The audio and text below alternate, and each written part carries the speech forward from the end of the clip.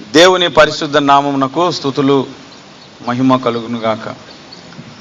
2012 సంవత్సరంలో మొట్టమొదటిసారిగా కంటెక్లో ఆల్ నైట్ ప్రేయర్ సెల్స్లో ఆల్ నైట్ ప్రేయరు మొట్టమొదటిగా మన సింగపూర్లో మనమే స్టార్ట్ చేసాం. ప్రేయర్ సెల్స్లో ఆల్ నైట్. దేవుడు తన కృపను బట్టి ఈరోజు వరకు నడిపిస్తున్నాడు. అప్పుడప్పుడు 2-3 4-5 ఆల్ నైట్ ప్రేయర్లు క్యాన్సిల్ అయ్యి ఉండొచ్చు పరిస్థితులను బట్టి, కానీ దేవుడు తన కృప మన మీద మాత్రం ఉంచి నడిపిస్తున్నాడు.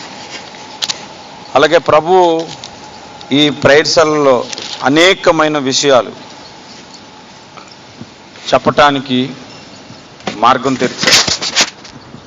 ఈ ప్రేయర్ సెల్లో నేను చెప్పినంత వాక్య పరిచర్య ఇంకా వేరే చోట చెప్పను కూడా. అన్ని విషయాలు చెప్పాను. చర్చ్ పెట్టినా కూడా చర్చిలో కూడా ఇక్కడ చెప్పినన్ని సబ్జెక్టులు చెప్పలే. చర్చిలో ఏ వారానికి ఆ వారం అన్నట్లుగా మాట్లాడడమే. ఇక్కడైతే ఒక ప్రత్యేకమైన ఒక సబ్జెక్ట్ని మాట్లాడడం. కొంతకాలం కిందట మనం పరిశుద్ధాత్మ అభిషేకం గురించి కొన్ని వారాలు మాట్లాడుకున్నాం. కొంతకాలము ఆది కాండం గురించి మాట్లాడుకున్నాం. కొంతకాలం ప్రకటన గ్రంథం మీద, కొంతకాలం పరమగీతం మీద, కొంతకాలం కొండ మీద ప్రసంగాలు, కొంతకాలం విశ్వాసమును గురించి, మరి కొంతకాలం క్రిస్మస్లు మెసేజెస్, కొంతకాలం పునరుద్ధానమును గురించి మాట్లాడుకున్నాం. ఇప్పుడు ఉపమానాల గురించి మనం ధ్యానం చేస్తూ ఉన్నాం. ఈరోజు వాక్య పరిచర్యకు గాను మత్తయి సువార్త 7వ అధ్యాయము. దయచేసి అందరూ కూడా బైబిల్ తెరచి చూడండి. చాలా జాగ్రత్తగా బైబిల్ని మనం పరిశీలించాలి, పరిశోధించాలి. మీరు దూరంగా ఉన్నాననుకుంటే కొంచెం దగ్గరకు వచ్చి కూర్చోవచ్చు, పర్వాలేదు. మత్తయి సువార్త 7వ అధ్యాయము 24 నుండి 27 వరకు వచనాలు. కాబట్టి ఈ నా మాటలు విని వాటి చొప్పున చేయు ప్రతివాడును బండ మీద తన ఇల్లు కట్టుకొనిన బుద్ధిమంతుని పోలి ఉండును. వాన కురిసెను, వరదలు వచ్చెను, గాలి విసిరి ఆ ఇంటి మీద కొట్టెను. గాని దాని పునాది బండ మీద వేయబడెను గనుక అది పడలేదు. మరియు ఈయన మాటలు విని వాటి చొప్పున చేయని ప్రతివాడు ఇసుక మీద తన ఇల్లు కట్టుకుని బుద్ధిహీనుని పోలి ఉండును. వాన కురిసెను, వరదలు వచ్చెను, గాలి విసిరి ఆ ఇంటి మీద కొట్టెను. అప్పుడది కూలబడెను. దాని పాటు గొప్పదని చెప్పాను. హల్లెలూయా. చదవబడిన వాక్యము నిమిత్తము మనందరం కూడా కళ్ళు మూసుకొని 2 నిమిషాలు ప్రార్థన చేద్దాం. వాక్యం వినటానికి వచ్చిన మీరందరూ కూడా ప్రభువా, మీరు రాయించిన గ్రంథములో నుండి ప్రతి మాట నా విశ్వాస జీవితానికి, నా ఆత్మీయ యాత్రకు అవసరమని మీరు రాయించారు కనుక, నా ఆత్మీయ యాత్రలో లోటులు, నా ఆత్మీయ యాత్రలో బలహీనతలు ఎరిగినవాడు కనుక సమృద్ధిగా సంపూర్ణముగా నీలో నివసిస్తూ నీలో నడవటానికి అవసరమైన ప్రతి మాట నాకు అవసరం కనుక మీరే మీ మాటలతో నాతో మాట్లాడండి అని మీరు ప్రార్థనలో ఉండండి. ప్రేమగల మా తండ్రి, సర్వాధికారి, శక్తిమంతుడా, నీకు వందనాలు. కృపా సత్య సంపూర్ణుడా వందనాలు. వాక్య స్వరూపుడా, వాక్యమై ఉన్న దేవుడా, ఇదిగో నాయనా, మేము సంఘముగా కూడుకొని మీ శరీరమును మీ రక్తమును భుజించటానికి శరీర రూపంలో వచ్చారు. ఆత్మీయంగా మిమ్మలను భుజించటానికి వాక్య రూపంలో వచ్చినటువంటి దేవుడు, మీతో సహవాసము చేయటానికి ఆత్మరూపిగా మా మధ్యనున్నావు, మా మీదన్న అభిషేకమై ఉన్నావు, మాలో రక్షణానందముగా ఉన్నందుకు స్తోత్రాలు చెల్లిస్తున్నా. ఇదిగో ఈ ఉపమానాల గురించి బోధిస్తూ మాట్లాడుతున్న ఈ సమయంలో మరొక ఉపమానమును, బుద్ధిమంతుని ఇల్లును గూర్చి, బుద్ధిహీనుని ఇల్లును గూర్చిన ఉపమానము చదువుకొని ఉన్నాం. ఈ మాటల్లో నుండి కూడా సత్యమును మాకు బయలుపరిచి మా ఆత్మలను మీరు బలపరచమని యేసు నామమున స్తుతిస్తూ ప్రార్థిస్తున్నాను తండ్రి, ఆమేన్. ప్రియమైన దేవుని పిల్లలారా, దేవుని వాక్యములో మనం చదువుకున్న ఉపమానంలో 2 ఇల్లులు కనబడుతున్నాయి. ఒక ఇల్లు బుద్ధిమంతుడు కట్టుకున్నాడు, ఒక ఇల్లు బుద్ధిహీనుడు కట్టుకున్నాడు. బుద్ధిమంతుడు బండ మీద ఇల్లు కట్టాడు, బుద్ధిహీనుడు ఇసుక మీద ఇల్లు కట్టాడు. 2 ఇళ్ళ మీదకి కూడా వాన వచ్చింది, వరదలు వచ్చాయి, గాలి కూడా విసిరి కొట్టింది. బుద్ధిహీనుని ఇల్లు వానకు మునిగిపోయింది, వరద కొట్టుకుపోయింది, గాలికి ఎగిరిపోయింది. బుద్ధిమంతుని ఇల్లు సురక్షితముగా ఉంది. ఇది యేసు ప్రభు చెప్పిన ఉపమానం. ఈ ఉపమానమును వివరించిన తర్వాత మీరు ఆలోచించవచ్చు, నేను బుద్ధిమంతున్నా బుద్ధిహీనున్నా. ఈ ఉపమానం చాలా జాగ్రత్తగా మనం గమనిద్దాం. ప్రతి ఉపమానము కూడా ఏ సందర్భంలో చెప్పాడు, ఎందుకు చెప్పాడు, దేని కొరకు చెప్పాడు అనేది మనం తెలుసుకుంటాం. ఈ ఉపమానము కొండ మీద ప్రసంగములో ఫినిషింగ్ టచ్గా చెప్పినటువంటి ఉపమానం. మత్తయి సువార్త 5వ అధ్యాయం 2వ వచనం మీరు చూడండి. 1, 2 వచనాలు మీరు చదివితే, మత్తయి సువార్త 5 ఆయన ఆ జన సమూహములను చూచి ఆయన శిష్యులు ఆయన యొద్దకు వచ్చిరి. అప్పుడు ఆయన నోరు తెరిచి ఇలాగ బోధింపసాగాను. చాలు, జన సమూహములను చూచాడు, చాలా మందిని. వారిని చూసి కొండెక్కి కూర్చున్నాడు. శిష్యులు ఆయన దగ్గరకు వచ్చారు. అప్పుడు బోధించటం ప్రారంభించాడు. నేను కూడా పాటలు పాడుతున్నప్పుడు అప్పుడప్పుడు అలా చూస్తాను, ఇంకెవరైనా వస్తారేమో అని. ఎందుకంటే అందరూ వచ్చిన తర్వాత వాక్యం స్టార్ట్ చేద్దాం.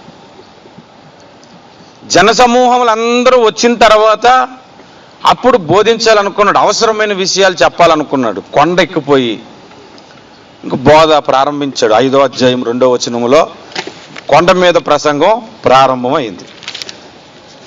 ఈ కొండ మీద ప్రసంగము 7వ అధ్యాయం మత్తయి సువార్త 27వ వచనంతో ముగిసిపోయింది. 8వ అధ్యాయం 1వ వచనం మీరు చదివితే ఆయన కొండ మీద నుండి దిగి వచ్చినప్పుడు అని కనబడుతుంది. చూసారా? అంటే కొండ మీద ప్రసంగము చాలా మంది ఏమనుకుంటారంటే ధన్యతలే కొండ మీద ప్రసంగం అనుకుంటారు. కొండ మీద ప్రసంగం ఈ 2 అధ్యాయాల్లో ఉంది. 5, 6, 7 అధ్యాయం 3 అధ్యాయాల్లో ఉంది. కొండ మీద ప్రసంగములో ఒక విశ్వాసికి అవసరమైన సబ్జెక్ట్ అంతా, స్పిరిచువల్ లైఫ్కి అవసరమైన సబ్జెక్ట్ అంతా ఉంది. బాప్తిసం పొందని వ్యక్తి గురించిన విషయాలు ఇందులో మనకు కనబడవు. బాప్తిసం పొందిన తర్వాత మనం స్వతంత్రించుకోవలసిన ధన్యతలు మనకు కనబడుతుంది. ఆత్మలో దీనులైన వారు ధన్యులు, పరలోక రాజ్యము వారిదని. అక్కడి నుంచి ప్రారంభమైపోతుంది. ఇంకా మనం ఒక్కొక్క వచనాన్ని మనం జ్ఞాపకం చేసుకుంటే, నేను అనుకుంటున్నాను ఈ 3 అధ్యాయాల మీద కూడా వాక్యం చెప్పాను కదా నేను చాలాసార్లు. ధన్యతల గురించి తర్వాత వరుసగా 2 మైళ్ళ భక్తి అని కూడా ఒకటి యూట్యూబ్లో ఉంటుంది, అది కూడా చెప్పేశాను. ప్రతి వచనం మీద వాక్యాన్ని చెప్పుకొచ్చాను మనం, ఎందుకంటే మన ఆధ్యాత్మిక జీవితంలో ఇవన్నీ అవసరం. ఈ ప్రసంగం అంతా ప్రకటించిన తర్వాత ఆఖరిలో ఈ ఉపమానం చెబుతున్నాడు అనమాట. దేవుడు చెప్పినటువంటి వాక్యం అంతా కూడా ఎవరైతే విని వాటి ప్రకారం జీవిస్తాడో వాడు బండ మీద ఇల్లు కట్టుకొనిన బుద్ధిమంతుని పోలి ఉంటాడు. ఆ మాటలు విని దాని ప్రకారం ఎవడైతే జీవించడో, దాని ప్రకారం ఎవడైతే అనుసరించడో వాడు ఇసుక మీద ఇల్లు కట్టుకునిన బుద్ధిహీనుని పోలి ఉంటాడు. పరిశుద్ధాత్మ చేత నింపబడి ప్రకటింపబడుతున్న ప్రతి ప్రసంగానికి ఆఖరిలో ఈ ఉపమానాన్ని జోడు చేసుకోవచ్చు. నేను చెప్పిన మాట శ్రద్ధగా వినండి. ప్రసంగాలు అన్నీ అంటలేదు నేను. ప్రసంగాలు రకరకాలుగా రకరకాల బోధలతో రకరకాల మంది చెప్పేస్తుంటారు. కాబట్టి అది నేను చెప్పట్లే. పరిశుద్ధాత్మ చేత నింపబడిన ప్రతి బోధ ముగింపులోకి వచ్చేసరికి దాని ప్రకారం నేను జీవించిన వాడినైతే బండ మీద నా ఆధ్యాత్మిక జీవితం కట్టుకుని వాడిని పోలి ఉంటానని మనం పెట్టుకోవచ్చు. దాని ప్రకారం నేను జీవించిన వాడినైతే ఇసుకలో ఇల్లు కట్టుకుని విధంగా నా జీవితం ఉంటుందని నువ్వు అనుకోవచ్చు. కనుక మన ఆధ్యాత్మిక జీవితాలు ప్రకటింపబడుతున్న ప్రతి మాటల్లో నుంచి చాలా జాగ్రత్తగా దేవుని వాక్యం వినాలి, వాక్య ప్రకారముగా మనము జీవించాలి. ఈనాడు క్రైస్తవ సమాజంలో క్రైస్తవులు అనే వారు ఎలాగ ఉన్నారంటే, ఎక్కడ అద్భుతాలు బాగా జరుగుతాయో, ఎక్కడ స్వస్థతలు బాగా జరుగుతాయో, ఎక్కడ టచ్ అంటే దబ్బను పడిపోతారో అలాంటి దగ్గరికి ఎక్కువ మంది పోగవుతారు. మీకు విషయం తెలిసిన ఈ అధ్యాయంలోనే 7వ అధ్యాయములోనే 21వ వచనములో ప్రభు ఒక మాట అన్నాడు, ప్రభువా ప్రభువా అని నన్ను పిలుచు ప్రతివాడును పరలోక రాజ్యములో ప్రవేశింపుడు గాని పరలోకమందున్న నా తండ్రి చిత్త ప్రకారము చేయువాడే ప్రవేశించును. ఆ దినమందు 22లో అనేకులు నన్ను చూచి ప్రభువా ప్రభువా మేము నీ నామమున ప్రవచింపలేదా, నీ నామమున దెయ్యములను వెళ్ళగొట్టలేదా, నీ నామమున అనేకమైన అద్భుతములు చేయలేదా? 3 ప్రశ్నలు వేశారు. ప్రవచించారంట, అద్భుతాలు చేశారంట, దెయ్యాలను వదలగొట్టేశారట. అలాంటి గొప్ప పరిచర్య చేసిన దైవ సేవకుల గుంపేది. అలాంటి గొప్ప పరిచర్య చేసిన దైవ సేవకుల మాట అంటున్నారు, నీ నామున్న అద్భుతాలు చేసాం, దెయ్యాలు వదలగొట్టాం, ఇన్ని చేసాం అనంటే ఒక్క మాట అన్నాడు, పొండ్రా మీరు ఎవరో నాకు తెలియదు అన్నాడు. నా తండ్రి చిత్త ప్రకారము చేయువాడే పరలోక రాజ్యంలో అర్హుడు, పరలోక రాజ్యానికి అర్హుడు అన్నాడు. అంటే అద్భుతాలు ఎన్ని చూడటానికి ప్రసంగాలకి వెళ్తారు కొంతమంది, అద్భుతమైన ప్రసంగాలు. ఎవరికైనా ప్రవచించే వరం ఉందనుకోండి, ఆ సేవకుడు వచ్చాడంటే ఎందుకు కూడతారంటే ఏదైనా ఒక మాట నాకు చెప్తాడు. అవునా కదా, చాలామందికి మైండ్ అదే ఉంటుంది. ఇది ఎటువంటి మైండ్ అంటే జ్యోతిష్యం చెప్పుకున్నట్లు. వాళ్ళకి మనకి పెద్ద తేడా ఉండదు. మనం చేయేందుకు చూపించుకునేవాళ్ళంటే ప్రభువు నమ్ముకోకముందు ఏదైనా మేలు జరిగేది చెప్తాడేమో అని కదా చేయి చూపించుకునేవారు. ఏదైనా మేలు జరిగేది ఇంకా సరిగ్గా చూడమ్మా, సరిగ్గా చూడు, అసలు పెళ్ళి అవుతుందా లేదా అంతర్త అవుతుంది, మరి అది చేయాలి ఇది చేయాలని ఆడు చెప్పి ఆ డబ్బులే పట్టుకెళ్ళిపోయేంతవరకు. క్రైస్తవుల్లో కూడా అంతే, నాకు నుంచి ఒక ప్రవచనం వస్తే బాగుండు, ఒక ప్రవచనం వస్తే బాగుండు అనుకో. అసలు నీ గురించి ఒక ప్రవచనం రావటం ఎందుకు? నువ్వు ఎలా బ్రతకాలో మొత్తం రాసేసాడు కదా ఇందులో, నీ జీవితం ఎలాగ ఉండాలో ఇందులో రాసేసాడు కదా. ఈ గ్రంథం చదువుకుంటే సరిపోతుంది కదా. ప్రవచనాలు అనేవి ఒక అన్యుడు రక్షింపబడటానికి అవసరమైనది దేవుడు మాట్లాడతాడు. రెండోది సంఘ అభివృద్ధి కొరకు, సువార్త పరిచర్య కొరకు మాట్లాడుతాడు. సంఘ క్షేమము కొరకు ప్రవచించమన్నాడు పౌలు. అంతేగాని ప్రతిదానికి నాకు ఉద్యోగం వస్తుందని ప్రవచిస్తాడేమో, శాలరీ పెరుగుతుందని ప్రవచిస్తాడేమో ఎదురు చూస్తే దేవుడు ఏం చెప్పడు. కొంతమంది అలాగ ఎదురు చూస్తున్నారని గ్రహించి దెయ్యం వాటిలో దూరి చెప్తుంది, బాబు నీకు ఈ సంవత్సరం ఉద్యోగంలో మంచి ఆశీర్వాదం ఉంది అంటాడు అనమాట. అంటే ఏ ఆశీర్వాదం ఉందో చెప్పడు కరెక్ట్గా. చాలామంది అలాగే చెప్తారు. ఇలాంటి ప్రవచనాలు నాకు వచ్చు. మీ ముందు ఒక ప్రవచనం చెప్తాను, మీరు నిజమో కాదో మీరే పరీక్షించుకోండి. సముద్రంలో చేపలు ఉన్నాయి, నేను చూడకుండా చెప్పాను, వెళ్ళి చూడని ఉంటాయి ఉండవా? ఉంటాయి. నీ జీవితంలో సమస్యలు ఉన్నాయి అని అంటే ఎవరి జీవితంలో ఉండదు చెప్పండి? సమస్య లేనివాడు ఒక్కడుండడు. కాబట్టి దేవుడు అద్భుతాలు చేస్తాడని దేవుని దగ్గరికి రావటం కాదు, దేవుడు నాతో మాట్లాడితే నా జీవితం బాగుంటుంది, దేవుని మాట వలన నేను బ్రతుకుతాను, దేవుని మాట వలన నా జీవితంలో గొప్ప కార్యాలు జరుగుతాయి, బలము పొందుకుంటాను అన్న ఉద్దేశంతో దేవుని సన్నిధికి రావాలి. ఆ మాటల ప్రకారంగా జీవించాలి. అది దేవుని యొక్క పర్పస్ ఈ ఉపమానం చెప్పడం. కాబట్టి వాక్యాన్ని శ్రద్ధగా మనం గమనిద్దాం. ఈ వాక్యములో టేప్ ఉంటే చూడండి, ఇది అంటించేది ఊడిపోతుంది ప్రతిసారి. ఈ వాక్యములో మనం గమనిస్తే బుద్ధిమంతుడు ఒక ఇల్లు ఉంది, బుద్ధిహీనుడు ఒక ఇల్లు కనబడుతుంది. ఇల్లు దేనికి సాదృశ్యము? వీళ్ళు ఎవరైనా చెప్పచ్చు. ఇల్లు చెప్పచ్చు, పర్లేదు. మన కెంటెక్ ప్రేయర్ సెల్ అనేది ఏంటంటే టీచింగ్ సెక్షన్, బైబుల్ కాలేజ్ ఇది. టీచింగ్స్ ఎక్కువ జరుగుతాయి ఇక్కడ, వాక్యం తరబేది జరగబోతుంది అన్నమాట. ఇక్కడికి వచ్చిన వాళ్ళందరూ సేవకులు అవుతారు. హల్లెలూయా. ఇల్లు దేనికి సాదృశ్యముగా ఉంది? బైబిల్లో 3 విషయాలకు సాదృశ్యంగా ఉంది. ఒకటి, మన ఆధ్యాత్మిక జీవితానికి సాదృశ్యంగా ఉంది. బైబిల్ గ్రంథంలో మత్తయి సువార్త 12వ అధ్యాయము 43 నుండి మనం చదివితే ఇల్లు దేనికి సాదృశ్యం అనే దాని మీద నేను 2 నిమిషాలు చెప్తాను. అపవిత్రాత్మ ఒక మనిషిని వదిలిపోయిన తరువాత అది విశ్రాంతి వెదుకుచు నీరు లేని చోట్ల తిరుగుచుండు. చూడండి, ఒక మనుషుడిని అపవిత్రాత్మ వదిలిపోయిన తర్వాత దానికి విశ్రాంతి కావాలని నీరు లేని చోట తిరుగుతుందంట. 44, విశ్రాంతి దొరకనందున తిరిగి విశ్రాంతి దొరకలేదు. అప్పుడు అనిపించింది అన్నమాట, తప్పిపోయిన కుమారుడు మరలా తండ్రి దగ్గరికి వెళ్తాను అన్నట్టు. ఈ తప్పిపోయిన దెయ్యం నేను వదిలి వచ్చిన ఇంటికి వెళ్తాను అని తిరిగి వచ్చింది. అక్కడ మీరు ఆ మాట చూడండి, నేను వదిలి వచ్చిన నా ఇంటికి తిరిగి వెళ్ళేదని అనుకొని వచ్చి ఆ ఇంట ఎవరును లేక. అక్కడ ఏముండాలి చెప్పండి? 43లో ఒక మనిషిని అపవిత్రాత్మ వదిలిపోయిన తర్వాత అన్నప్పుడు మరలా ఆ మనుషుని దగ్గరకు వచ్చిన తర్వాత అని అనాలి. కానీ మనిషి అన్న దగ్గర ఇల్లు అంటున్నాడు. 45 మీరు చూస్తే, అందుచేత ఆ మనిషిని కడపట స్థితి మొదటి స్థితి కంటే చెడ్డదగును అని అంటున్నాడు ఆ ఇంట్లోకి వచ్చాక.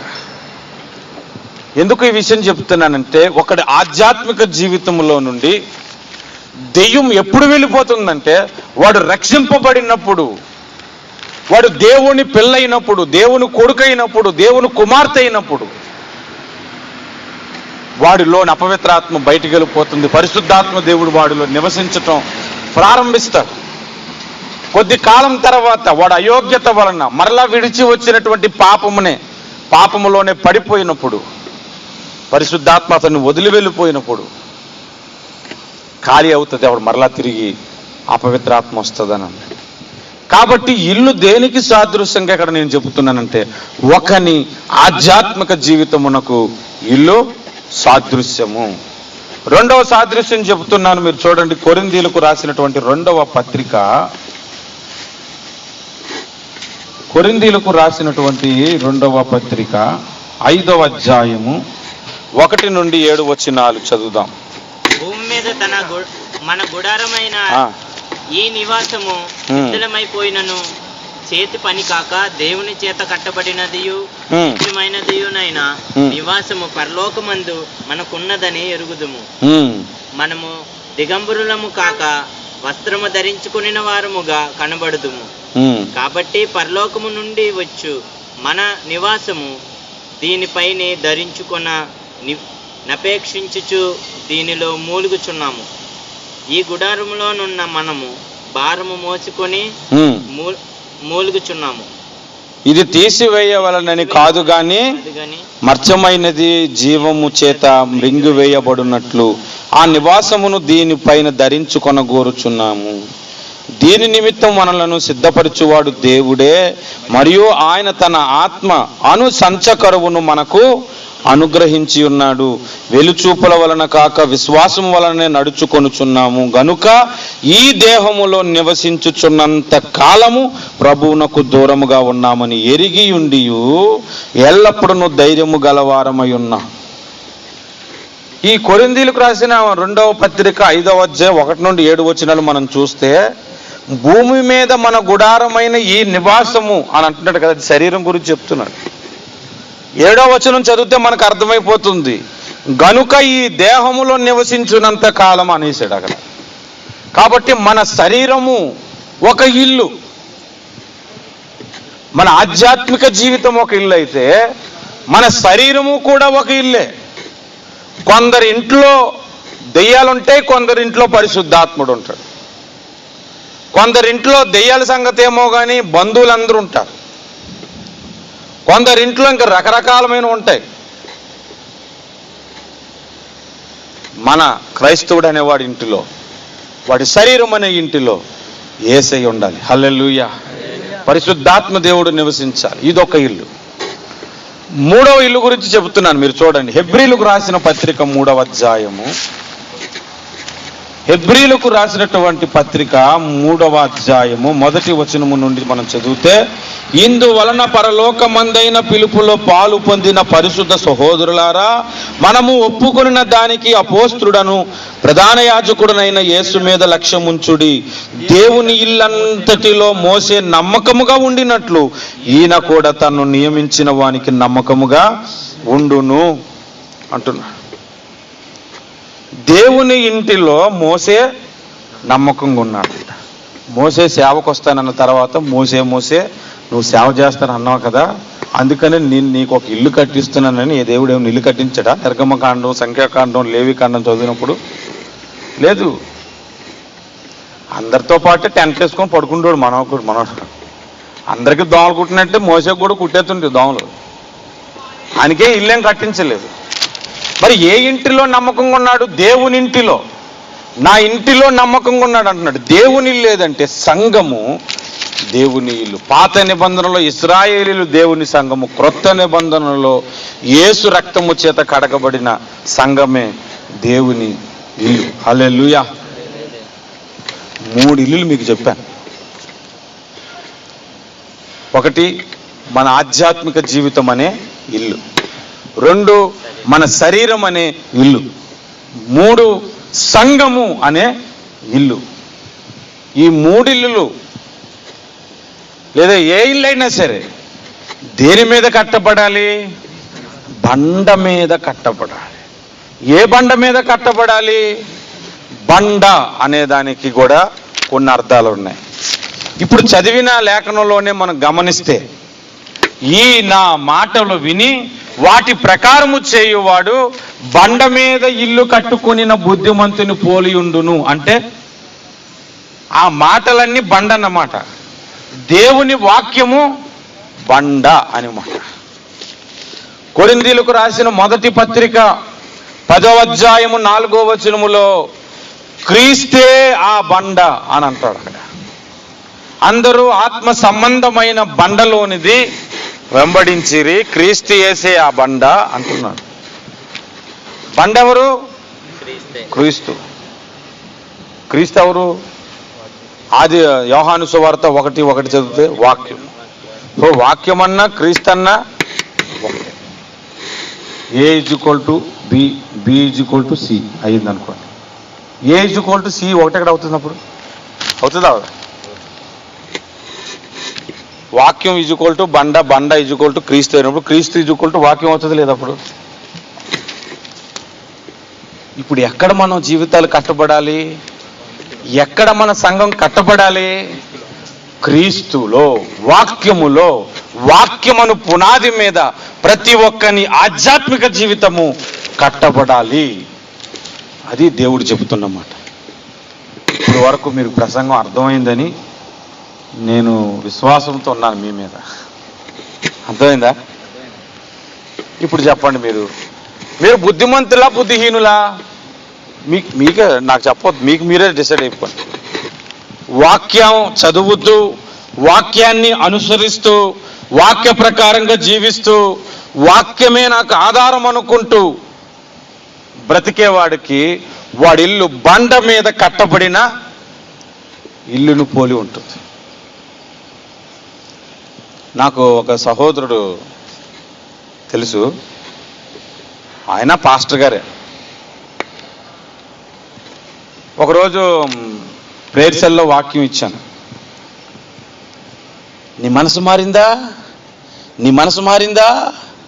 నీ మనసు మారిందా అందరిని అడిగాడు.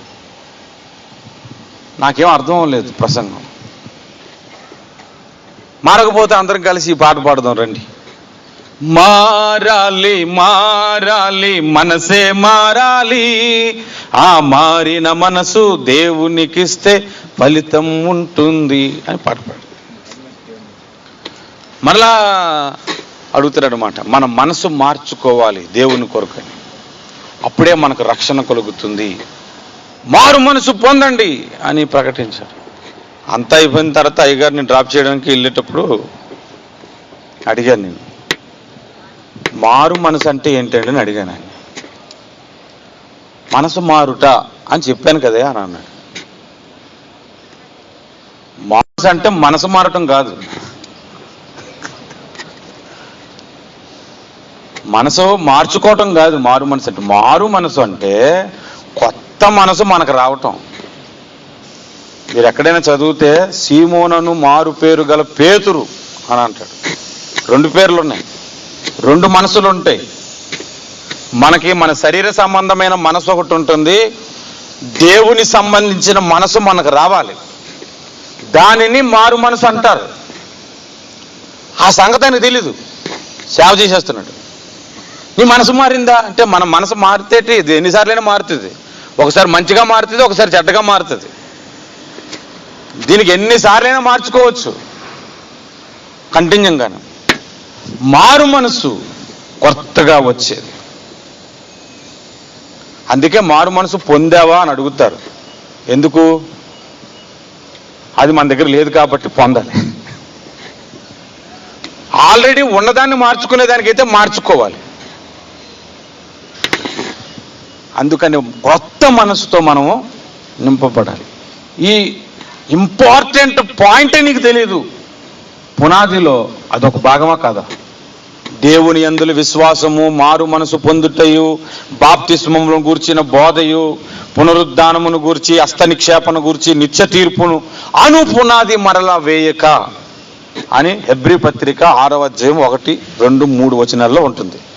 సంఘముఖ పునాదిలో 2వ పాయింట్ అయిన మారు మనసు గురించే సంఘంలో ఉన్న సంఘ కాపరికి తెలియకపోతే విశ్వాసులని ఇసుకలో కట్టేస్తున్నాడా, బండ మీద కడుతున్నాడా చెప్పండి? అందుకే నేను ప్రసంగం ప్రారంభంలోనే చెప్పాను, మీరు బుద్ధిమంతులో బుద్ధిహీనులో మీకు అర్థమైపోతుంది. దేవుని గూర్చిన సరైన సబ్జెక్టు, మారు మనసును గూర్చిన సబ్జెక్టు, పునరుద్ధానమును గూర్చిన సబ్జెక్టు, హస్తనిక్షేపణ గూర్చిన సబ్జెక్టు. ఈ హస్తనిక్షేపణ గురించి కూడా కొంతమంది సేవకులకి తెలియదు.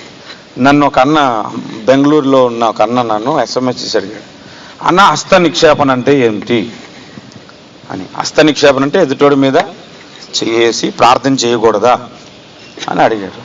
నేను చెప్పాను, ప్రతి సహోదరుడు ఇంకొక సహోదరుడి మీద చేసి ప్రేయర్ చేయొచ్చు, తప్పేం లేదు. హస్త నిక్షేపణ అంటే అది కాదు. నిన్ను సేవ కొరకు నేను నీ మీద చేసి నేను హస్త నిక్షేపణ చేశాను అనుకో, అది రాంగ్. అది ఎవరికి పడితే అడిగి చేసేయకూడదు, ఎవరు పడితే వారు చేయకూడదు. అపోస్తులు వచ్చి అభిషేకించాలి సేవకుడిగా, లేదా ఆయన కొన్ని సంఘాలు కట్టిన వాడై ఉండాలి. అందుకే నేను అభిషేకించబడటానికి చాలా రోజులు ప్రార్థన చేసుకుని ఏ సేవకుడు అని ఓ 3 సేవకులను లైన్లో పెట్టుకొని వాళ్ళు కరెక్ట్గా ఫాలో అవుతున్నట్టు. ఎవరికైతే నేను తక్కువ డబ్బుల్లో తీసుకురాగలను అందులో ఒకరిని చూస్ చేసుకొని ప్రార్థన చేసుకొని అప్పుడు స్టీవెన్ అయ్య గారిని పిలిపించుకున్నాను. ఆయన సంఘాలు కట్టాడు, ఒక జిల్లాలో చాలా సంఘాలు కట్టాడు. అప్పుడు వాక్య ప్రకారం అవుతుంది. పౌలు తిమోతిని హస్త నిక్షేపణ చేశాడు. నా హస్త నిక్షేపణ బట్టి నీవు పొందుకున్న కృపావరములను ప్రజ్వలింపజేయము. వాక్యం లేనోడు మనమే చేసాడు అనుకోండి, మనకి ఇంకా ఉన్నది కూడా పోతుంది. చెప్తున్నా, ఉన్నది కూడా పోతుంది, మరి ఇంక రాదు మనకి. అందుకే హస్త నిక్షేపణ త్వరపడి చేయకము. సంఘ కాపరుల్లో చాలా మంది, విశ్వాసుల్లో కూడా చాలా మంది వాక్యము అను పునాది మీద కట్టబడాలన్న ఆలోచన, ఆ థాట్ లేనివాడు బుద్ధిహీనుడే. వారి జీవితంలో 3 ఎదురవుతాయి. 1 వాన, 2 వరద, 3 గాలి వస్తాయి. ఇప్పుడు దాకా ఉపమానంలో బండ అంటే వాక్యమని, క్రీస్తని మనం చెప్పుకున్నాం, సాదృశ్యం. ఇల్లు అంటే మన ఆధ్యాత్మిక జీవితం, మన శరీరం అనే ఇల్లు, సంఘం అనే ఇల్లు అని చెప్పుకున్నాం. మరి వాన అంటే నిజమైన వాన అవుతుందా, దానికి సాదృశ్యం ఉంటుందా? నిజమైన వాన వచ్చినప్పుడు మన ఆత్మ తడుస్తుందా? పోనీ తడవదు. వరదలు వచ్చినప్పుడు ఆత్మలు కొట్టుకుపోతాయా? కొట్టుకుపోవు. గాలి వచ్చినప్పుడు నా ఆత్మ ఎగిరిపోయింది బ్రదర్ అంటానా నేను? ఇందాక నుంచి గాలి ఇటు నుంచి వస్తుంది, ఈ ఆత్మ వెళ్తుంటే లాక్కొస్తున్నానా? లేదే. దీనికి కూడా ఆధ్యాత్మికమైన పాఠాలు ఉంటాయి. వాన అనే దాని మీద చెప్తాను వినండి. వాన వచ్చినప్పుడు ఇల్లులు మునిగిపోతాయి. దాని నిద్ర వస్తుందా? వాన వచ్చినప్పుడు ఏమవుతాయి? ఇల్లులు మునిగిపోతాయి. మొన్న మెడ్రాస్లో మంచి వర్షం వచ్చింది, చాలా ఇల్లులు మునిగిపోయాయి. ఎప్పుడు ఆటోలో ఇంటికి వెళ్ళే వాళ్ళు బోట్లు వేసుకుని ఇంటికి వెళ్ళారు. అంతే. అది ఆటోకి అయితే పనులు ఇచ్చారు, పాపం బోటుకి 2 వేలు 3 వేలు ఇచ్చేళ్ళారు. వర్షాలు వస్తే ఇల్లు మునిగిపోతాయి.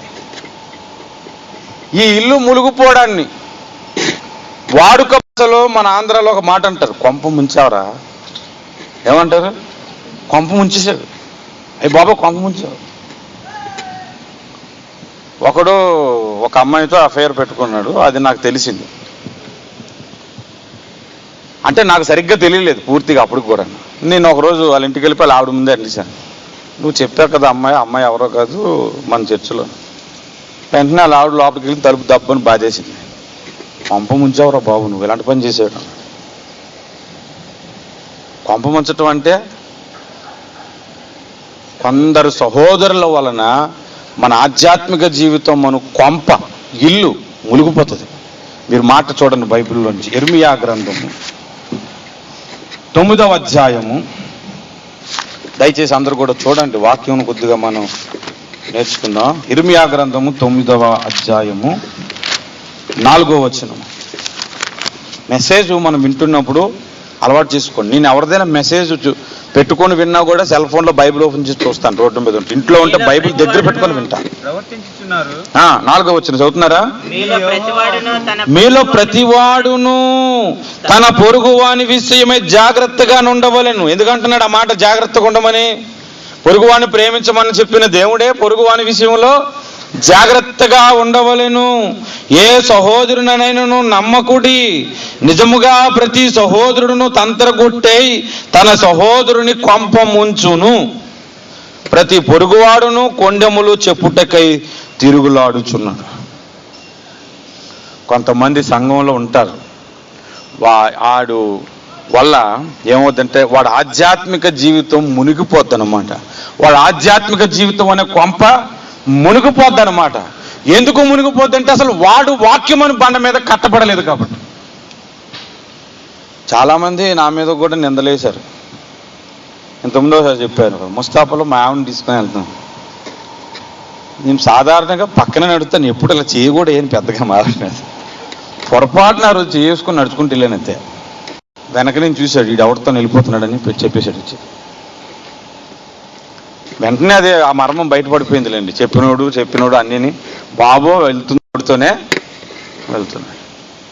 దాన్ని అది నిజం అనుకోని కొంతమంది నమ్మేశారు కదా. నేను పెళ్లి చేయకపోయినా చేశానని కొంతమంది నమ్మేశారు కదా. ఇలా చాలామంది నమ్ముతున్నారు కదా. ఆ సంగతులన్నీ విన్నప్పుడు ఇంకెందుకు ఈ చర్చు, ఈ క్రైస్తవులు అన్నవాడంటే ఇలాగా ప్రతి దానికి ఏదో ఒకటి చర్చిలో నేను గొడవల అని నేను వెనక్కి వెళ్ళిపోయాను అనుకోండి, ఇసుక మీద కట్టేసాను అనమాట నా ఇల్లు. అదే వాక్యం మీద కట్టాను అనుకోండి, ఇర్మియా గ్రంథం 9:4 చదివితే ఓహో ఈడు ఆ టైపా, ఈడు ఇందులో వేసుకోవాలి, ఈ వచనంలో వేసుకోవాలి వీడిని, వీడు కొంప ముంచే సహోదరుడు అని వీడిని ఇందులో వేసుకోవాలి. నేను సంఘం పెట్టక ముందే పెట్టేశానని అందరికీ పబ్లిక్ చేశారు కాబట్టి మీ తెక్క కుదిరిస్తానంటాను. దేవుడు ఆమెను అన్నాడు. దేవునికి స్తోత్రం కలుగును కాక. హల్లెలూయా. చాలా మంది సహోదరులు, పౌలుకి కూడా సహోదరుల వలనే ఇబ్బందులు కలిగాయని చెబుతాడు. చూడండి, కొరింథీయులకు రాసినటువంటి పత్రికలోంచి ఒక మాట చదువుతాం. 2వ కొరింథీయులకు రాసిన పత్రిక 11:26 చదువుదాం. అనేక పర్యాయములు ప్రయాణములలోను నదుల వలనైనా ఆపదలలోను దొంగల వలనైనా ఆపదల్లోను నా స్వజనుల వలనైన ఆపదల్లోను అన్యజనుల వలనైన ఆపదలలోను పట్టణములలో ఆపదలలోను అరణ్యములో ఆపద అరణ్యములో ఆపదలలోను, సముద్రములో ఆపదల్లోను, సముద్రములలో ఆపదలలోను. కపట సహోదరుల వలన ఇంకో మాట ఏమంటున్నాడు? కపట సహోదరుల వలన వచ్చిన ఆపదలలోను ఉంటిని. పౌలు యేసుని వదిలి వెళ్ళిపోయాడు. ఇలాంటి కష్టాలు వచ్చినప్పుడు, ఇలాంటి వాన కురిసినప్పుడు వదిలి వెళ్ళిపోయాడా? మనకు అందరికీ వాన అంటే ఏంటంటే పరిశుద్ధాత్మ వాన. పరిశుద్ధాత్మ వాన అని ఒక పాట ఉంది, యూట్యూబ్లో వింటుంటాను. మనందరికీ తెలిసింది అదే. వాన అంటే వాక్యము కూడా వానతో పోల్చబడింది, అదే అనుకుంటాం. ఇక్కడ వాక్యమును వాన వస్తే వాక్యం మీద కట్టునోడు నిలబడతాడు, వాక్యం మీద కట్టనోడు వెళ్ళిపోతాడని కాదు అర్థం. సందర్భాన్ని బట్టి సంయోచితముగా ఉపమానంలో కొన్ని తేడాలు ఉంటాయి. కొందరు సహోదరులు వాన లాంటి వాళ్ళు అనమాట, కొంప ముంచడానికి వస్తారు. మీరు ఈ పాటికే మీరు మెసేజ్ వింటుండగానే నా జీవితంలో కూడా ఇలాంటి దాడి జరిగింది అని అనిపిస్తుంది.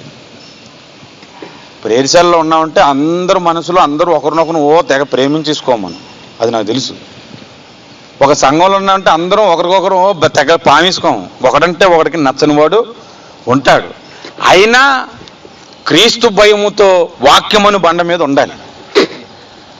అది హల్లెలూయా. నేను ఆడొస్తే ఆ చర్చికి రానన్నా. ఒకడున్నాడు ఇక్కడ, సెల్ గ్రూప్ కాడు రాడు, వచ్చినోండి రానుండు, కానీ ఇక్కడే అటు ఇటు తిరుగుతుంటుంటాడు. నాకు ఒకసారి అడగాలనిపిస్తుంటుంది, దేవుడు సాయితాన్ని అడిగాడు కదా, రే నువ్వు ఎక్కడ అటు ఇటు తిరుగుతుంటే భూమి మీద తిరుగుతూ వచ్చాను అంటాడు కదా, నువ్వెందుకురా అటు ఇటు తిరుగుతూ వచ్చాడు, కూర్చోరాదు అని అనాలనిపిస్తుంది.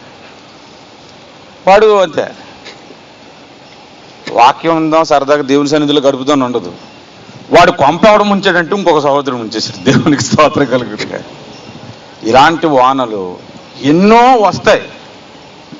సింగపూర్నే మీరు జ్ఞాపకం చేసుకోండి, రోజులో 2-3 సార్లు వర్షం వస్తుంది. ఇందాక వర్షం వచ్చింది. సింగపూర్ వచ్చిన కొత్తలో ఈరోజు ప్రేయర్శాల ఉంది, వర్షం వచ్చేస్తుందని టెన్షన్ పడిపోతున్నాడు. ఇప్పుడు నాకు అర్థమైంది, 7 గంటలకు వచ్చింది, 7:05 ఆగిపోతుంది. సంఘాల్లో కొంతమంది సహోదరులు వానల్లాగా మన ఆధ్యాత్మిక జీవితాన్ని ముంచటానికి వస్తారు. నువ్వు వాక్యమును పునాది మీద కట్టబడితే, వాక్యమును నేర్చుకున్న వాడవైతే, సత్యమును వెంబడిస్తున్న వాడవైతే క్రీస్తులో స్థిరముగా నిలుచొని ఉంటావు. హల్లెలూయా, హల్లెలూయా. రెండో విషయాన్ని మనం జ్ఞాపకం చేసుకుందాం. యేసు ప్రభు ఉపమానంలో ఏం చెప్పారంటే వరదలు వచ్చెను అన్నాడు. ఈ వరదల గురించి ఒక విషయాన్ని మీకు నేను జ్ఞాపకం చేస్తాను. బైబిల్లోంచి 18వ కీర్తన 4వ వచనం చదువుదాం. 18వ కీర్తన. మరణ పాశములు నన్ను చుట్టుకొని ఉన్నను, భక్తిహీనులు వరద వలె పొర్లెనను నా మీద పడి. వరద వలె భక్తిహీనులు పొల్లిన, వరద వలె భక్తిహీనులు పొల్లిన, అలయక డబాయని దేవా, అలయక నన్ను ఎడబాయని దేవా, యెహోవా నా బలమా, యథార్థమైనది నీ మార్గం, పరిపూర్ణమైనది. అదే వేరే పెద్ద సేవకుడు కానీ పాడపడితే మీరు ఇలా ఉంటారండి, చప్పట్లు గట్టి కొట్టరు. ఈడు ఎంత సెల్ గ్రూప్ రోడ్డు పక్కన నుంచి అని చెప్తాడు. చప్పట్లు కొట్టండి రా బాబు పాట పాడేటప్పుడు. మీ వాక్యం కొరకు వచ్చాం కానీ నువ్వు పాడితే కొట్టడానికి వచ్చావు అనుకుంటున్నారా? అనుకుంటా. యెహోవా నా బలమా, యథార్థమైనది నీ మార్గం, పరిపూర్ణమైనది నీ మార్గం, యెహోవా. అల్లే వినిపించి కొట్టించుకోవాల్సి వస్తుంది అందరికీ. భక్తిహీనులు వరదతో పోల్చాడు. వర్షం అయినా కొద్ది కొద్దిగా పడి కొద్ది కొద్దిగా కొంప ముందుతుంది, కానీ వరద వచ్చిందనుకోండి సముద్రం పొంగి వస్తుందంట ఒకసారి వరద. అందుకని యెషయా గ్రంథం 57వ అధ్యాయంలో ఒక మాట కూడా అంటాడు చూడండి. యెషయా గ్రంథము 57వ అధ్యాయము 20వ వచనం చూడండి. 57వ అధ్యాయం 20వ వచనం. భక్తిహీనులు కదులుచున్న సముద్రము వంటి వారు. సునామీలు మాట చెప్పాలంటే భక్తిహీనులు ఎవరంటే సునామీలు. అలా అక్కడ సునామీ వచ్చిందంటండి, జపాన్లోని మెడ్రాసులో వచ్చిందంట, ఇండోనేషియాలో వచ్చిందంట సునామీ. చాలా ఇల్లులు కొట్టుకుపోయంట, అనాథలు అయిపోయారంట అనుకుంటున్నా. కానీ ఆధ్యాత్మికంగా సునామీ ఒకడు ఉంటాడు సంఘంలో, ఎవడో ఒకడు భక్తిహీనుడు. ఆడు పెద్ద సునామీ అన్నమాట. ఆ సునామీ వస్తే అసలే నీళ్ళు, భౌతిక సంబంధమైన నీళ్ళు పోతాయి. ఈ సునామీ వచ్చింది అనుకోండి, వాడు ఆధ్యాత్మిక జీవితం మొత్తం కొట్టుకుపోతుంది అనమాట, మొత్తం కొట్టుకుపోతుంది. నేను సంఘాల్లో చాలా మందిని చూశాను. కొంతమందిని కొంతకాలం చర్చకొచ్చి బాగా ఎరగేసేసి పాటలు పాడి చప్పట్లు కొట్టేసి ఉఫ్ ఉఫ్ అంటూ కిందన పడిపోయి, ఆ తర్వాత దేవుని సన్నిధికి రావటం మానేసి అక్కడక్కడ సిగరెట్లు తాగుతూ కనబడుతూ, కిళ్ళీలు వేసుకొని కనబడుతూ ఉన్న సహోదరులను చూశాను. ఎందుకు ఇలాగ అయిపోయాడు వీడు అని అంటే, వాడితో తిరిగి మరికొంతమంది వెనకెళ్ళిపోయిన వాళ్ళు ఉంటారు. కారణం ఏంటంటే వాక్యమును బండ మీద వారి జీవితాలు కట్టబడలేదు. వాక్యమును పునాది మీద వారి జీవితాలు కట్టబడలేదు. క్రీస్తులో వారి జీవితాలు లేవు. అందుకే భక్తిహీనుడు అనే వరదకి కొట్టుకుపోయిందన్నమాట. భక్తిహీనుడు అనే వరదకి. నోవాహు కాలములో ఒక వర్షం వచ్చింది, పెద్ద వర్షం. అది వరద అని కూడా చెప్పుకోవాలి. అది ఎంత పెద్ద వరద అంటే ఇంక మరి చెప్పలేం. భక్తిహీనులందరూ వరదలో కొట్టుకుపోయారు. మరి నోవాహు ఎందుకు కొట్టుకుపోలేదు? ఆ భక్తిహీనులతో పాటు రోజు తాగుతూ తిరుగుతూ ఉంటే ఈ ఓడకట్టడం మానేసి మనం కూడా కొట్టుకుపోయి ఉండేవాడు. ఎందుకు కొట్టుకుపోలేదంటే క్రీస్తు అనే వాడలో ఆయన ఉన్నాడు, వాక్యం అనే వాడలో ఆయన ఉన్నాడు. దేవునికి స్తోత్రం కలుగును గాక. హల్లెలూయా. మీరు ఆలోచించుకోండి, మీరు బుద్ధిమంతులా బుద్ధిహీనులా? వాక్యమును బండ మీద మీ ఆధ్యాత్మిక జీవితాలు కట్టబడుతున్నాయా? మన సంఘము వాక్యమును పునాది మీదే ఉందా? ఇవన్నీ మనం ఆలోచించుకోవాలి.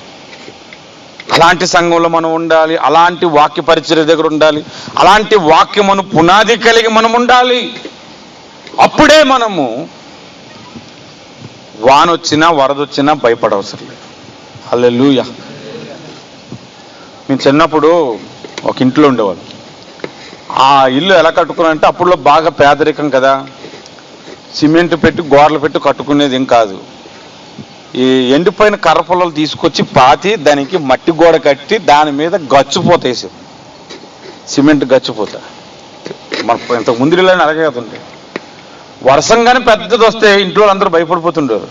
అమ్మో ఏటమ్మా వర్షం వస్తుంది, ఇల్లు కొట్టుకుపోయేలాగా ఉందమ్మా అని అనేవారు అన్నమాట. కొండ మీద ఉండేవాళ్ళు విశాఖపట్నం దగ్గర.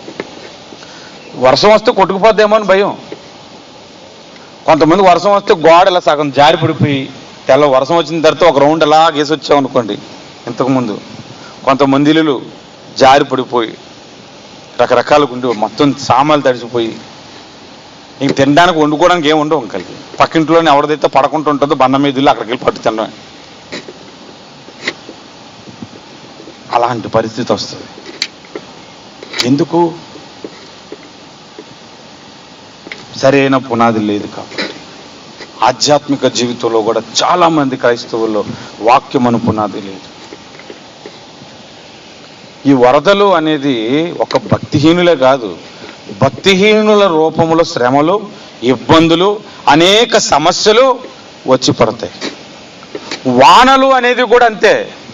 వాన అంటే ఒక సహోదరుడే వాన కాదు, వాడిలో ఉన్న అసూయ ఒక పెద్ద వాన. అసూయ వలన కొందరు ఆధ్యాత్మిక జీవితాలు పోతాయి. చాలామంది నేను గమనించాను. చాలా కాలం కిందట ఒక ఉపమానం ఒక దైవసేవకుడు చెప్పాడు, నేను కూడా చాలాసార్లు చెప్పాను. ఒక ముగ్గురు ప్రార్థన చేస్తున్నారంట. ఒకడు అమెరికా వెళ్ళాలని, ఒకడు కెనడా వెళ్ళాలని, ఒకడు ఆస్ట్రేలియా వెళ్ళాలని. వెంటనే దేవుడు ప్రత్యక్షమయ్యాడు. మీ ప్రార్థనలు ఆలకించాను రా బాబు, మీ కోరికలు ఏంటి చెప్పండి అని అంటే, నేను కెనడా వెళ్ళాలనుకుంటున్నానని ఒకడు కంగారులో వచ్చి అడిగాడంట. వెళ్ళిపో. ఇద్దరే ఉన్నారు, వాడు ఖాళీ అయిపోయాడు. రెండో వాడిని అడిగాడట, నువ్వు ఎక్కడికి వెళ్ళాలనుకుంటున్నా అంటే, నేను అమెరికా వెళ్ళాలనుకుంటున్నాను, నన్ను అమెరికా పంపించే దేవుడా అన్నాడట. అయితే నువ్వు అమెరికాలో ఉండను కాక టక్కమని వెళ్ళిపోయాడు అమెరికా. మూడోవాడు కోపం వచ్చేసింది, ఇది ఆస్ట్రేలియా మర్చిపోయాడు, నాకంటే ముందు వెళ్ళిపోతారా, వాళ్ళిద్దరు వెనక్కొచ్చేయాలి ప్రభు అన్నాడు. టక్కమని వచ్చేసారు ఇద్దరు వెనక్కి. అంటే వాళ్ళిద్దరు వెళ్ళరు, వెళ్ళినాడు కూడా వెళ్ళలేదు వీడు.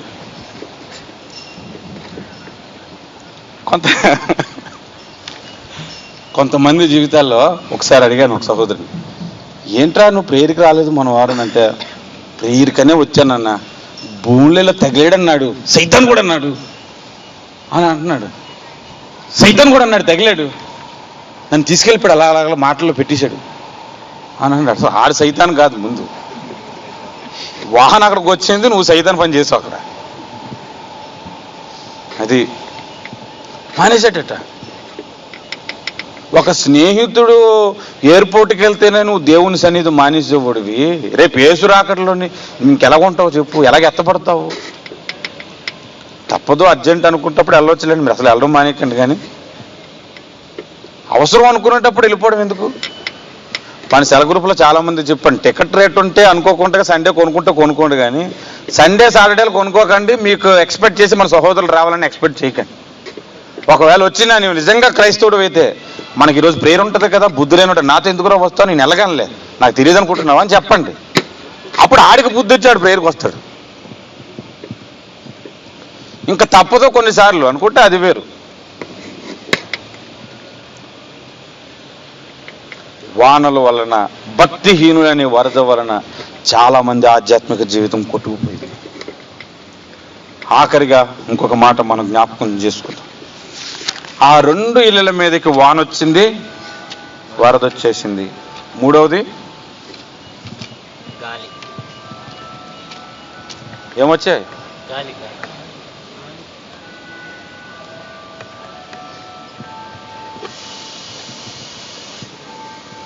ఏదో ప్రసంగం అయిపోతే ఆఖరి ప్రార్థన చేసినట్టు వస్తుంది గంట.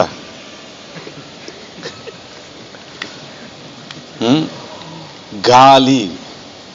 వానేమో కొంప ముంచే సహోదరులు, వరదేమో భక్తిహీనులు. మరి గాలి ఎవరో తెలుసా?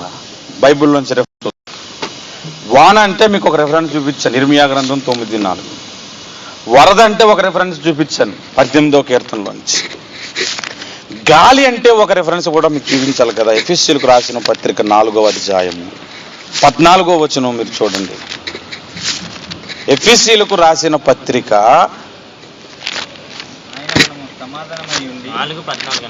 4:14. అందువలన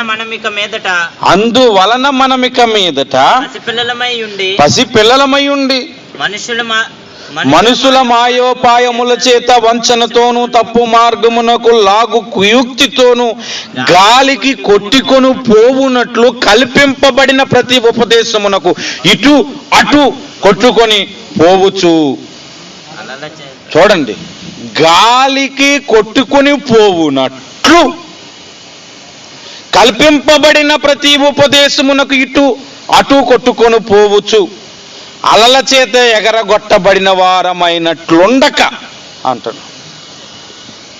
అంటే కొంతమంది బోధ గాలి బోధ అన్నమాట, అబద్ధపు బోధ అన్నమాట. వాడు బోధలో పరిశుద్ధాత్ముడు ఉండడు, వాడు బోధలో సత్యం ఉండదు, వాడు బోధలో ఎప్పుడు ఇల్లులు కట్టుకోండి, పొలాలు కొనుక్కోండి, అవి చేసుకోండి, డబ్బు సంపాదించుకోండి, ఓవర్ టైములు చేయండి, ఇదే బోధ. అది జీతాలు పెంచుకోండి, చార్జెట్లు అయిపోండి, ఇదే బోధ. ప్రార్థన నేర్చుకోండి అని చెప్పడు, వాక్యం నేర్చుకోండి అని చెప్పరు. గాలి బోధ కాదు అది. ఆధ్యాత్మికంగా ఫౌండేషన్ ఎక్కడ పడుతుంది?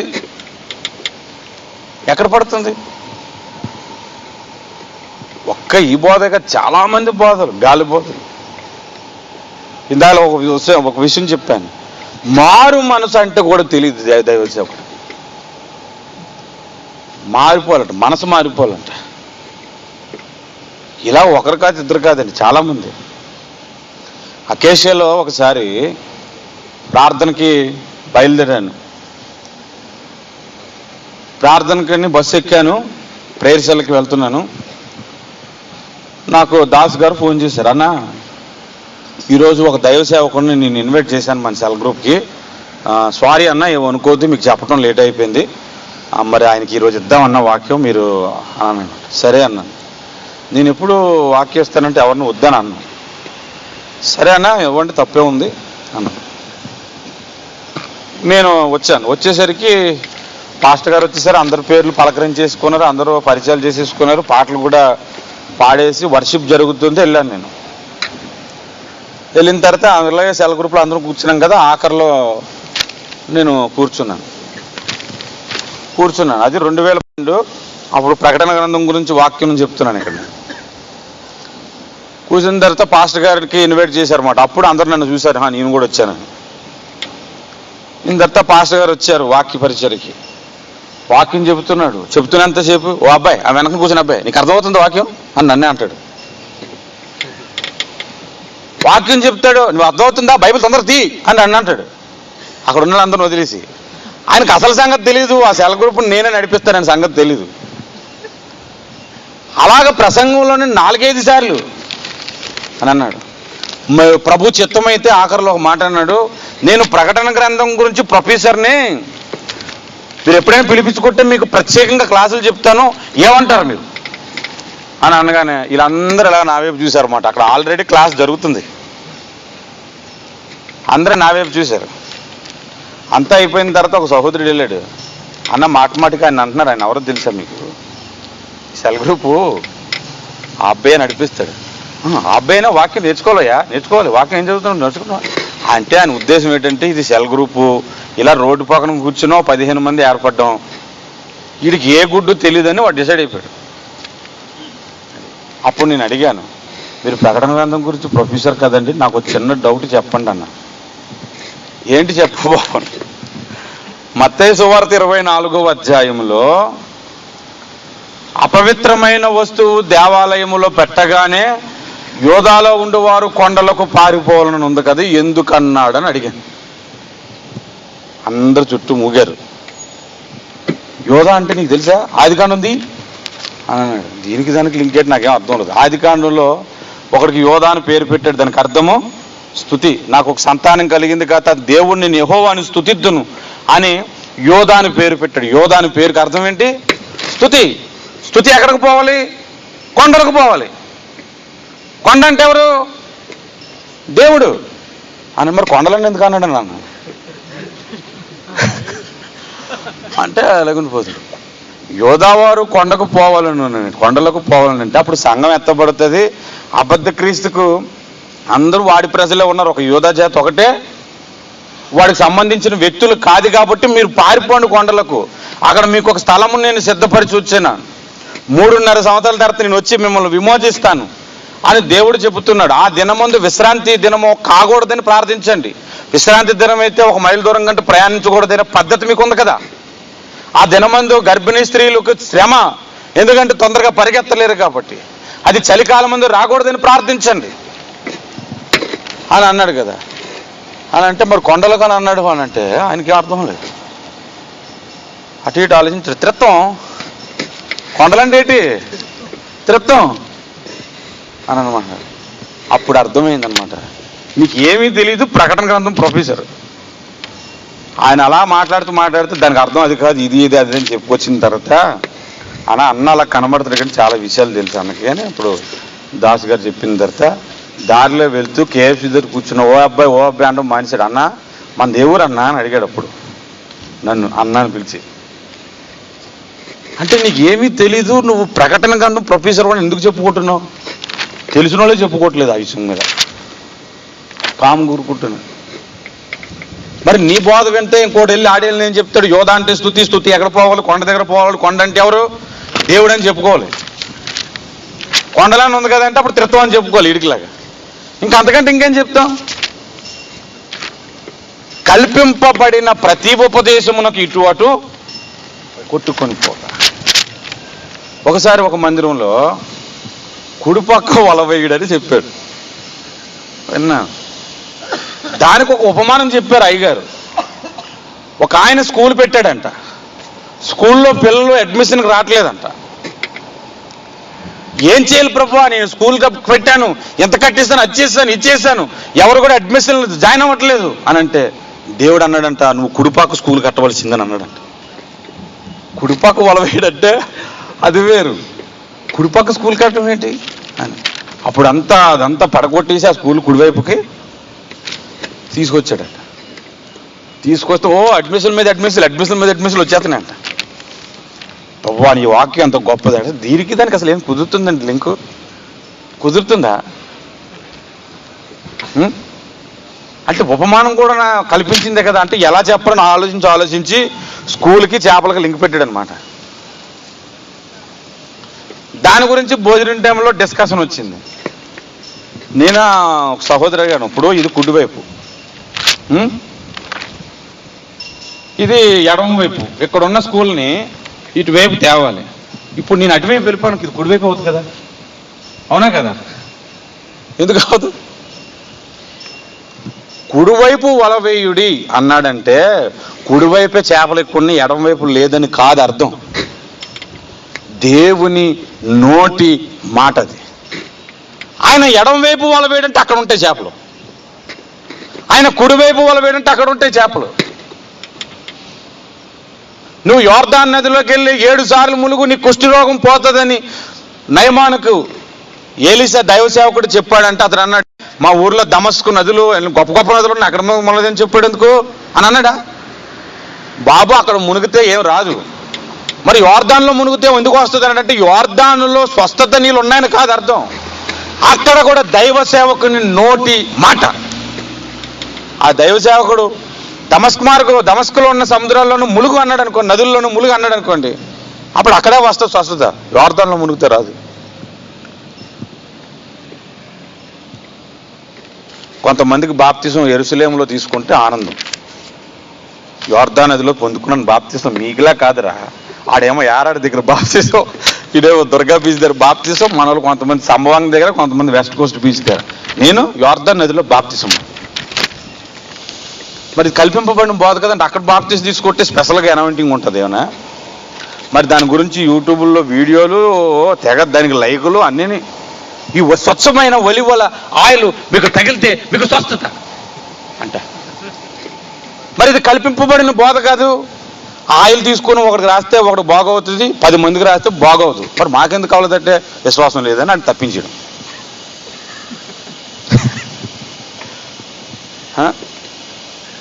నాకు తెలిసిన ఒక దైవ సేవకుడు రంజిత్ తోఫిరి గారు, ఒకసారి ఆయన దగ్గరికి ఒక సంఘంలో ఒక పెద్ద ఆయన వచ్చాడంట. అయ్యగారండి, మీరు యెరూషలేము వెళ్ళారా? నేను మొన్న వెళ్ళొచ్చాను, చాలా బాగుంది.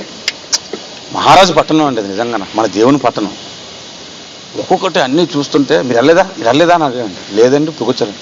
భలేనోడండి, ఇంత సేవ చేసావు, ఇన్ని సంఘాలు కట్టావు, ఇన్ని పుస్తకాలు రాసావు, అన్ని పాటలు పాడేసావు, అన్ని ప్రసంగాలు చేసావు, యెరూషలేముకి వెళ్ళలేదని ఒకసారి కూడాను, మరి ఆశీర్వాదం ఎలా పొందుతావు అన్నాడంట.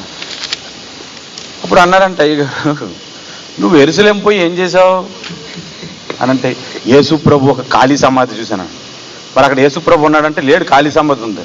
నువ్వు అక్కడికి పోయి ఖాళీ సమాధి చూసావు, అందులో నుంచి లేచి వచ్చిన యేసయ్యను నేను కోకట్పల్లిలో చూశానని చెప్పాడు. దేవునికి స్తోత్రం కలుగు. నువ్వు అక్కడికి పోయి ఖాళీ సమాధి చూస్తావు.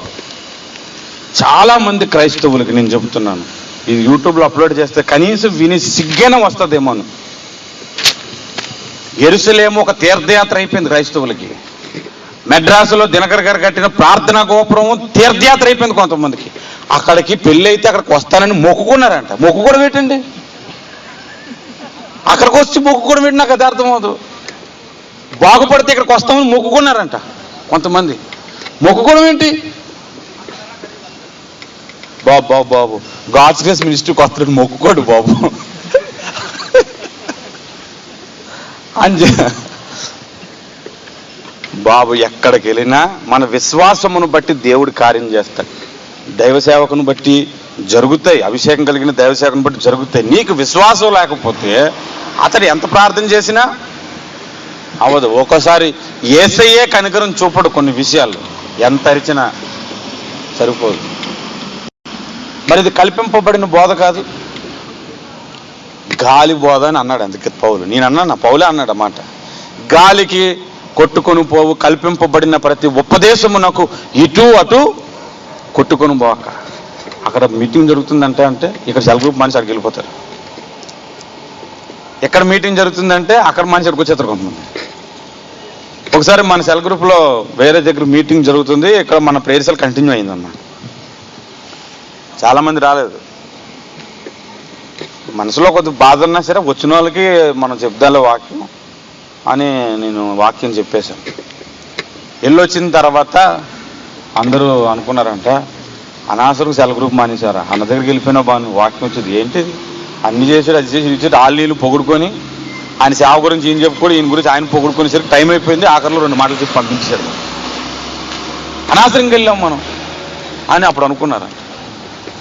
మరి ఎందుకు వెళ్ళిపోయావు? గాలి వేసిందనమాట అటువైపు.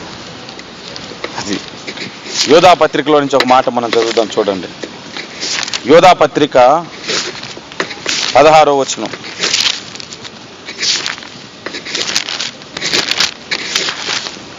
ప్రకటన గ్రంథానికి తమ దురాశల చొప్పున నడుచుచు లాభము నిమిత్తము మనుష్యులను కొనియాడుచు కాదు 16 కాదు 12వ వచనము.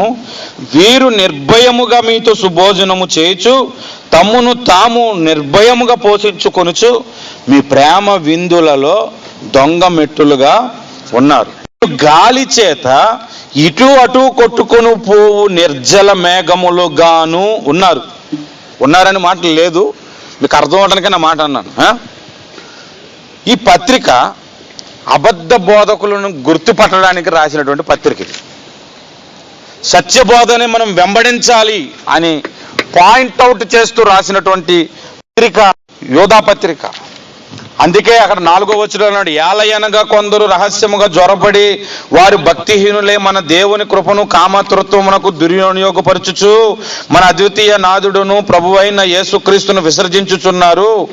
3వ వచనం, ప్రియులారా మనకందరికీ కలిగేడు రక్షణ గురించి మీకు రాయవలనని విశేష ఆసక్తి గలవాడినై ప్రయత్నపడుచుండగా పరిశుద్ధులకు ఒక్కసారి అప్పగింపబడిన బోధ నిమిత్తము మీరు పోరాడవలనని మిమ్మల్ని వేడుకొనుచు వ్రాయవలసి వచ్చింది అన్నాడు. ఈ లెటర్ ఎందుకు రాశాడు, ఈ ఉత్తరం ఎందుకు రాశాడు అంటే మనకు అప్పగింపబడిన బోధ నిమిత్తం పోరాడవలనని రాశాడు అని అంటున్నారు. ఆ బోధలో నుంచి తొలగిపోయి తప్పు బోధ చేస్తున్న వారి కొరకే వీరు నిర్భయముగా మీతో సుభోజనము చేయొచ్చు అని మాటలు మాట్లాడుతున్నాడు. వీరు అన్న దగ్గర ఎవరంటే తప్పుడు బోధకులు అన్నమాట. వారు ఎలాగున్నారంటే గాలి చేత ఇటు అటు కొట్టుకొని పోవు నిర్జల మేఘములుగాను. నిర్జల, జల అంటే నీళ్లు, నిర్జల అంటే నీళ్లు లేని మేఘాలు. నీళ్లు అంటే వాక్యము లేని మేఘాలు అన్నమాట. దీనికి గాలి రాగానే సర్ర వెళ్ళిపోతావు పక్క. అదే నీళ్లున్న వాక్యం అనుకోండి, గాలి రాగానే కదలదు, మొత్తం కుమ్మరించేస్తుంది. అర్థమైందా? మీరు నిర్జల మేఘాల, జల మేఘాల? దేవుడు ఒక మేఘాన్ని పెట్టాడు ఆకాశంలో ఇశ్రాయేలు కొరకు. ఆ మేఘాన్ని మనం ఏమని పిలుస్తాం? మేఘస్తంభము. మేఘం అంటే గాలికి కదిలేది, స్తంభం అంటే ఈరోజు మీరు ఇలా పైన చూడండి, అక్కడ కనిపించే మేఘం వచ్చే వారం ఉండదు, 1 గంట తర్వాత కూడా ఉండదు ఒకసారి. ఈ స్తంభాన్ని మీరు చూడండి, ఇక్కడ ఉంది. ఈ మధ్య రెన్యువేషన్ చేసి వేసినట్టు ఒక 6 నెలలు అయిన ఉంటుంది, అలాగే ఉంటుంది, అది కదలదు ఎంత గాలి వేసినప్పుడు.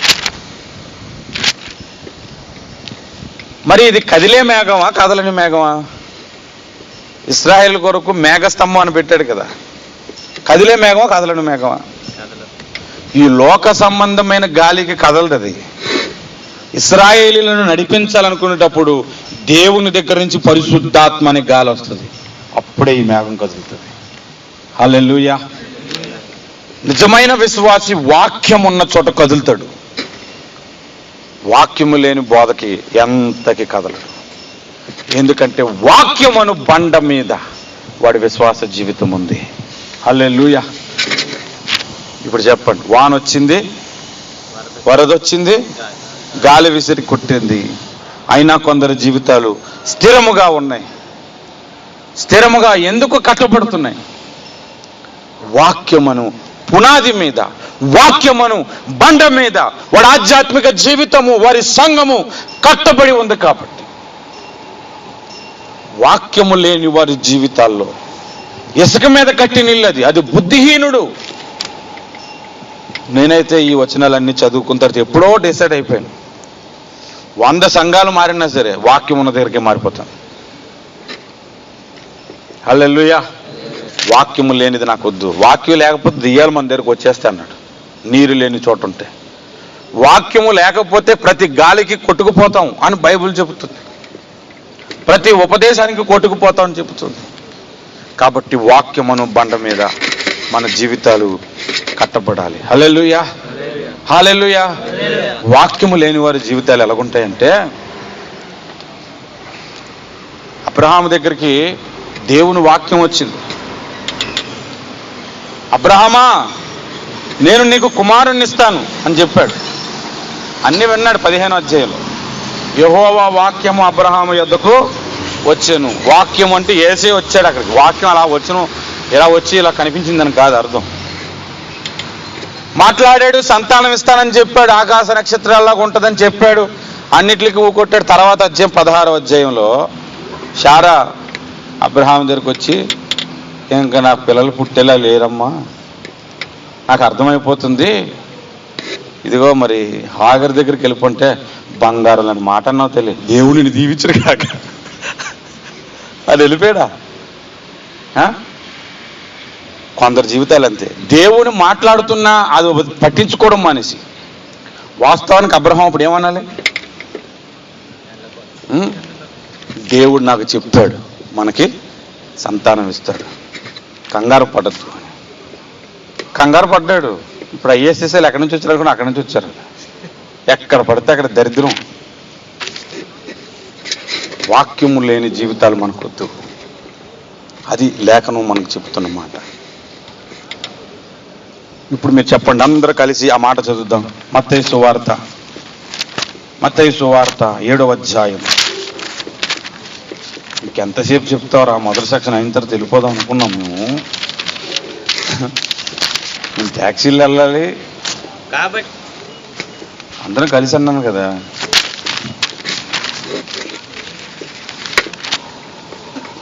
ఏడవ అధ్యాయం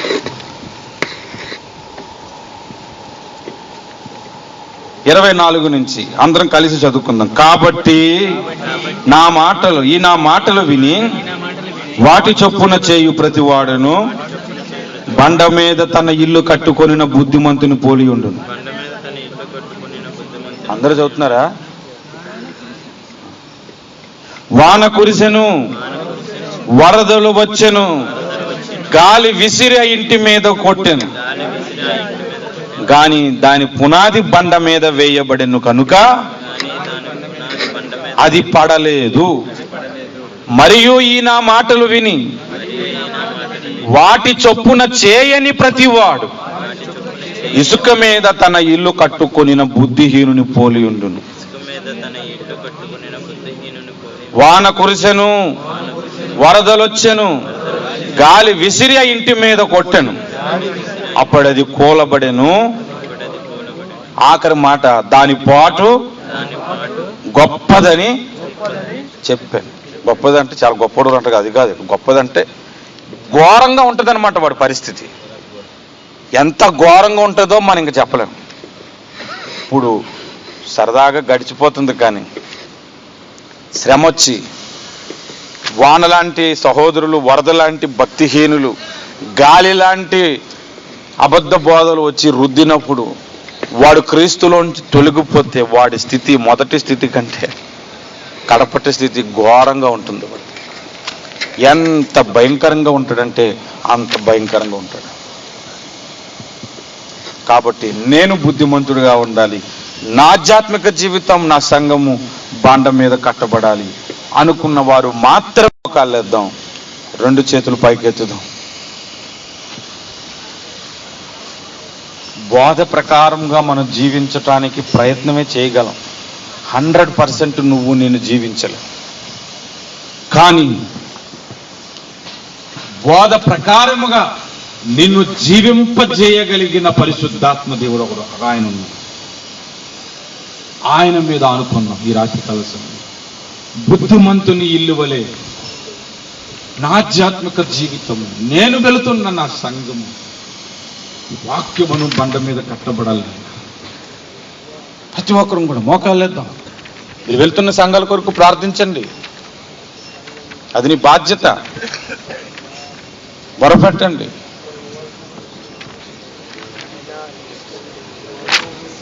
హల్లెలూయా, హల్లెలూయా. ప్రభువా, నా జీవితము వాక్యమును బండ మీద ఇంకను కట్టండి, కట్టండి, కట్టండి.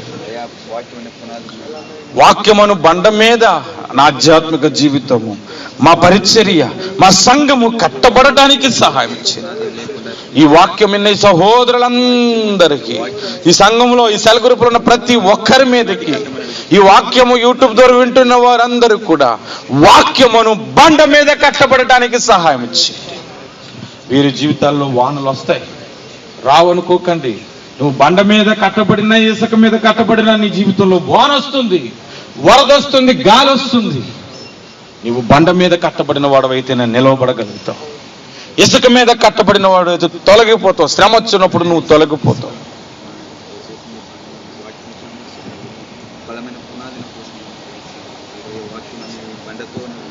హల్లెలూయా. ప్రార్థిస్తున్నారా? ప్రతి ఒక్కరు ప్రార్థన చేద్దాం. నోరు ఇప్పుదాం, స్వరాలు ఇప్పుదాం. మనసులో ప్రార్థించుకోవడానికి రాలేదు మనం, అది మన ఇంట్లో చేసుకునే ప్రార్థన. అందరం బయటికి ప్రార్థించేద్దాం. నేనైతే వాక్యం ప్రకటిస్తున్న ఇప్పటికి కూడా ఎన్నోసార్లు బుద్ధిహీనముగా నేను ప్రవర్తించాను నాయన. నేను ఒప్పుకుంటున్నా, నువ్వు ఒప్పుకోవాలి. ఆ విధంగా ఎన్నోసార్లు బుద్ధిహీనంగా నేను బ్రతికాను నాయన. వాక్యమును పునాది మీద నేను కట్టబడి, ఈ నా మాటలు విని వాటి ప్రకారం చేయువాడు, జీవించువాడు, అనుసరించువాడు బండ మీద ఇల్లు కట్టుకున్న బుద్ధిమంతుని పోలి ఉండునన్నావు. ఆ బుద్ధిమంతుల లిస్టులో నన్ను ఉంచండి నాయన. బుద్ధిమంతులే కదా నాయన రేపు నీ రాజ్యానికి చేరేది. బుద్ధిహీనుడు కదా పోతున్నాడు. ఆ బుద్ధిమంతుల లిస్టులో నన్ను ఉంచండి ప్రభా. అడుగుదాం, ప్రతి ఒక్కరు అడుగుదాం, మోకాళ్ళని అడుగుదాం. ప్రభా, ఆ నాలో బుద్ధిహీనతను తీసివేయండి ప్రభు. బుద్ధిమంతుడినిచ్చి నీ ఆత్మ ద్వారా నీ జ్ఞానముతో నింపండి. నీ ఆత్మ ద్వారా నీ వాక్యముతో నింపండి. నీ ఆత్మ ద్వారా నీ సత్యములను నడిపించండి. బిగ్గరగా అడుగుదాం. నిప్పు కోడి మూలుగినట్లు, నక్కలు అరిచినట్లు అరుగుడు అని చెబుతుంది కదా బైబిల్. అడుగుదాం ప్రభువుని. హల్లెలూయా, హల్లెలూయా, స్తోత్రం, హల్లెలూయా, స్తోత్రము నాయన. నీ వాక్యమును బండ మీద నా జీవితాన్ని కట్టండి నాయన. వాక్యమును పునాది మీద నా జీవితాన్ని ఉంచండి ప్రభా. నిజమైన విశ్వాసము కలిగిన పునాది మీద నన్ను బలపరచు. హల్లెలూయా. యేసు నామమున స్తుతిస్తూ ప్రార్థన చేస్తూ అడుగుతున్నాము తండ్రి. ఆమేన్, ఆమేన్. మొదటి సెక్షన్ అయింది. తర్వాత సెక్షన్లో మనం పాటలు పాడుతూ, ఆరాధన చేస్తూ, ప్రార్థిస్తూ కొన్ని సంగతులు నేర్చుకుందాం. ఆమేన్.